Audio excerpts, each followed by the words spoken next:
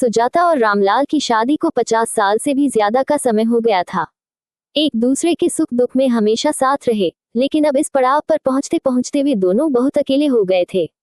घर की रौनक और हलचल जैसे कहीं गुम हो गई थी।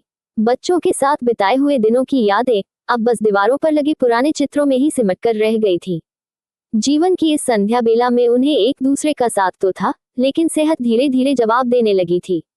एक सुबह सुजाता ने धीमे स्वर में आवाज लगाई, रामलाल, चाय बन गई है, ले जाओ। रामलाल, जो अक्सर सुजाता की आवाज सुनकर खुश हो जाते थे, आज उन्हें सुनाई नहीं दिया। कुछ देर बाद उन्होंने थोड़ा ऊंची आवाज में पूछा, मुझसे कहा क्या? सुजाता ने मुस्कुराते हुए कहा, हाँ, चाय बन गई है। रामलाल ने हौले से सिर हिलाया और कहा, अच्छा, अभी आया। धीरे धीरे उठते हुए उन्होंने कुर्सी का सहारा लिया। उनके हर कदम के साथ हल्की सी कराह निकल रही थी। संतुलन बनाते हुए वे रसोई की ओर बढ़े।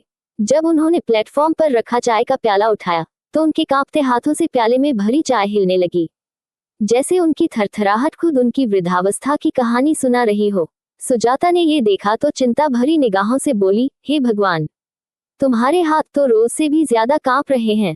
आज दवा नहीं ली क्या? रामलाल ने थके हुए स्वर में कहा, दवा भी कब तक साथ देगी सुजाता? ये उम्र अब बस ढल रही है। चाय लेकर रामलाल डाइनिंग टेबल की ओर बढ़े और सुजाता भी अपनी छड़ी के सहारे उनके पीछे पीछे आ गई। टेबल पर बैठकर दोनों ने अपने प्याले थामे और कुछ पल चुपचाप बैठे रहे।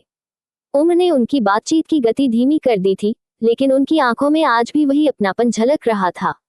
थोड़ी देर की खामोशी के बाद सुजाता ने कहा, रामलाल, सुन रहे हो? रामलाल ने कान के पास हाथ रखते हुए पूछा, हाँ, कुछ कहा क्या? सुजाता ने हल्की झुंझलाहट से पूछा, अरे, कान में मशीन नहीं लगाई क्या? रामलाल ने हल्की हंसी के साथ कहा, लगा रखी है, लेकिन बैटरी खत्म हो गई है शायद। बदलने की कोशिश कर रहा था, मगर वो छोटी सी बैटरी मेरे कांपते हाथों से गिर गई। अब वो पलंग के नीचे कहीं खो गई है। कमर झुकी हुई है, ढूंढना मुश्किल है। रामलाल की बात में छिपी बेबसी को सुजाता ने महसूस किया। उसने गहरी सांस लेते हुए कहा, देखो, ऐसी बातें मत करो, मैं हूं न तुम्हारे साथ। रामलाल ने उसकी ओर देखकर मुस्कुराते हुए कहा, हाँ, तुम सही कहती हो। अच्छा, आज मेरे लिए रोटी मत बनाना, मसूड़े बहुत दुख रहे हैं, दाल चावल बना लेना।